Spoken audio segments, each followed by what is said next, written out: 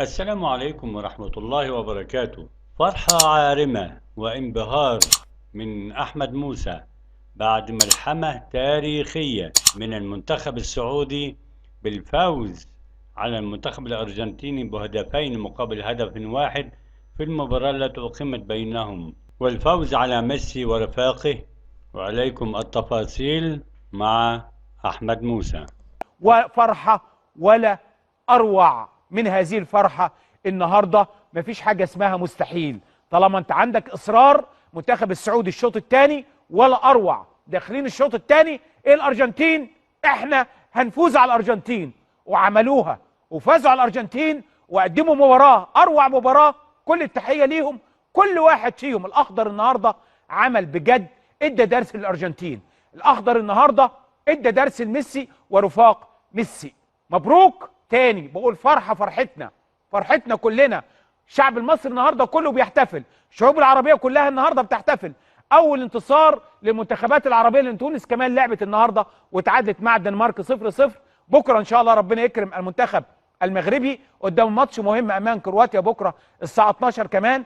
ومتابع ده زي ما بقول كده، رجال صنعوا تاريخ النهارده في استاد لوسيل. صناعة تاريخ يأتي من هذا الاستاد، استاد لوسيل، بأقدام رجال المنتخب السعودي الشقيق. مدرب السعودي رينارد النهارده بيرد على اللي شككوا فيه، اللي شككوا في المنتخب السعودي. هي مباراة للتاريخ التي كانت اليوم جمعت بين المنتخبين شجاعة وجرأة وابتكار وإبداع. مدرب ذكي جدا، ذكي جدا هذا المدرب، واقف على الخط عارف بيعمل ايه، عارف بيعمل ايه. مدرب هيرفي رينارد له كل التحية على الأداء النهارده، على الروح النهارده. وده يمكن سر التفوق النهارده، الروح القتالية وهذا المدير الفني الذكي للغاية. أدار مباراة باحتراف رغم تقدم الأرجنتين بهدف بأقدام ميسي. ضرب جزاء أنا بقول إنها ظالمة، أنا اللي بقول إنها ظالمة، قد يكون هناك من يراها ضرب جزاء صحيحة.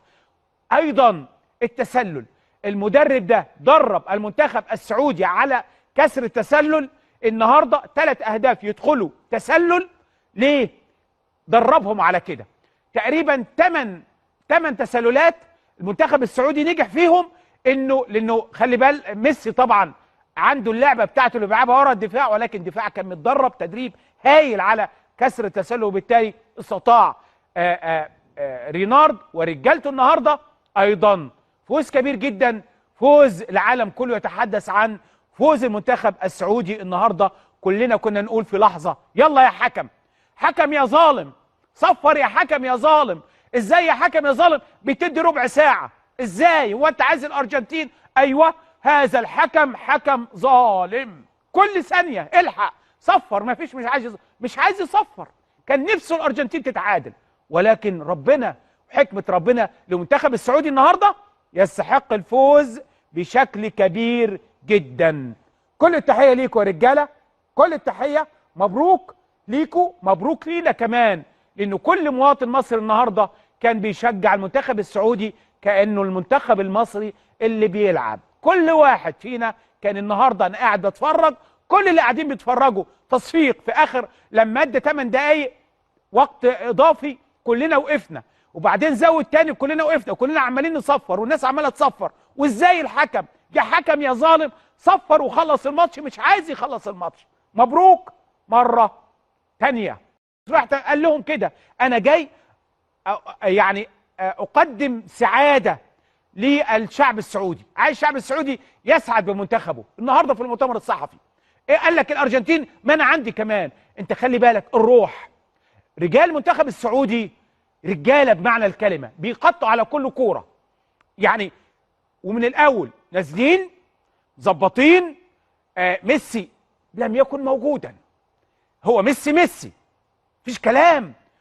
لقيت بعض الناس يقول لك المنتخب السعودي هيتغلب. ايه؟ المنتخب السعودي عمل ملحمه النهارده، ملحمه غير مسبوقه على مرشح. الارجنتين مرشحه للفوز بهذه البطوله، وهؤلاء الرجال يستحقوا كل التحيه، وكل التحيه ليهم، كل التحيه. والف سلامه ياسر الشهراني. ياسر الشهراني النهارده الف سلامه، اصيب اصابه صعبه. الامير محمد بن سلمان ولي العهد طياره خاصه تنقله الى المانيا لعلاج.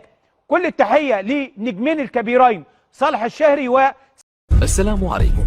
لا تنسوا الاعجاب بالفيديو والاشتراك في القناة تشجيعا لنا لنستمر بنشر المزيد إن شاء الله.